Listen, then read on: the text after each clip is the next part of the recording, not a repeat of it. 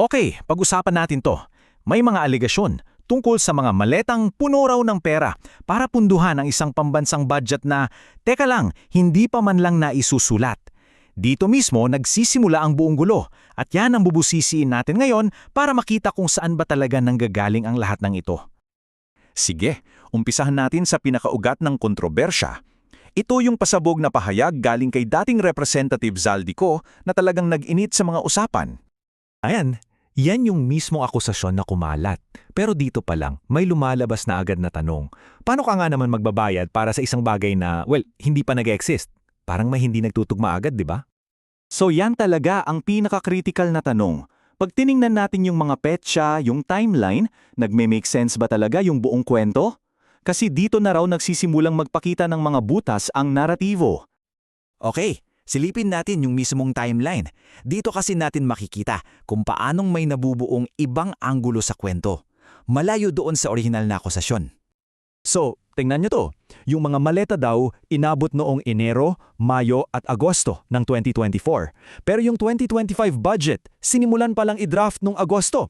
At yung mga sinasabing insertions o yung mga singit sa budget, sa BICAM pa yan nangyayari bandang November to December na.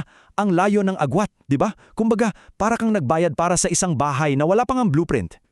At para lalong gumulo, eto pa, yung mga mismong tao sa kwento, hindi magkatugma yung sinasabi. Sabi ng witness na si Guteza, 12 maleta daw yung dumating. Pero si Zaldico mismo, ang sabi niya, wala, zero, wala daw siyang natanggap kahit ano. So kaninong bersyon ng paniniwalaan? Sabi ng mga sumuri sa isyong ito, hindi raw ito basta nagkakataon lang. May diskarte raw sa likod nito na tinatawag na noise grenade.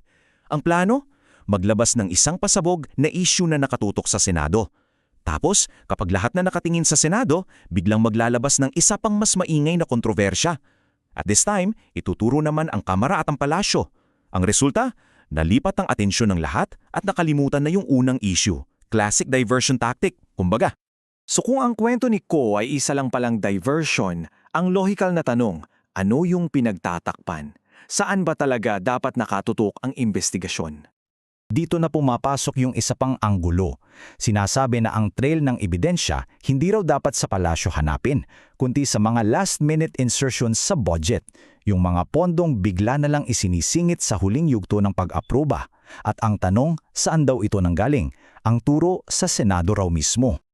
At para patibayin pa yung argumentong yang, isang mataas na opisyal mismo ng DPWH, si Yusek Roberto Bernardo ang nagsalita. At hindi lang yan, nagpangalan pa siya ng mga senador na di umano'y may koneksyon sa mga kickback scheme. So, kung pagtatagni-tagnihin mo, parang may nabubuong pattern.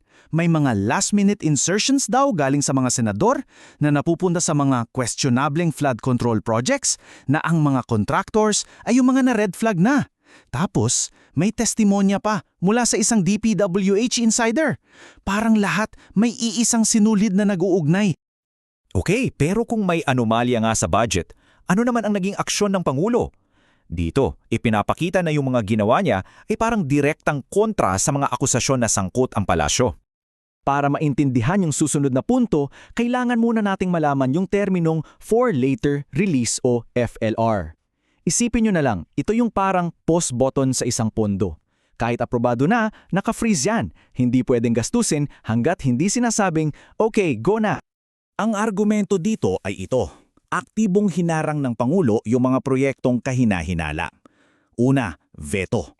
Tinanggal niya mismo yung malaking parte ng mga insertion sa DPWH, kasama na yung mga na-flag na projects. Pangalawa, yung mga natirang kaduda-duda, nilagay niya sa FLR status. Ang epekto, walang pondong lumabas. Parang nagtayo siya ng isang firewall para pigilan ang posibleng anomalya bago pa man ito makalusot. Kaya yan yung pinakasentral na tanong na inihahain ng pagsusuri na to para kontrahin yung naratibong tinutulak ni Ko. Sabi nga nila, kung kasabat ka sa isang plano, bakit mo wawasakin yung sarili mong modus? Parang hindi yata tama. So kung ang ebidensya ay lumalayo sa palasyo, saan na naman ito tumuturo pabalik? Dito, may isang teoryang inilalatag ang source. Sabi dito, may nabuo raw na co-escudero axis, isang alyansa for convenience, ika nga. Sila raw ang nag-orkestra ng mga manyobra sa budget, pati na rin ang kasunod na cover-up. At heto raw ang breakdown ng kanilang partnership. Si Zaldico ang nagsilbing house operator habang si Chis Escudero naman daw ang Senate architect. Kumbaga si Co ang naging mukha ng iskandalo, ang nagsilbing distraction. Samantalang yung tunay daw na nakinabang sa buong distraction na to ay nananatiling protektado mula sa masusuring pagsisiyasat. At yan ang iiwan sa ating tanong ng pagsusuring ito, na baka ang totoong iskandalo ay hindi tungkol sa mga maleta o sa kwento ni Zaldico. Baka ang mas malaking tanong ay, sino nga ba ang pinoprotektahan ng buong ingay na ito?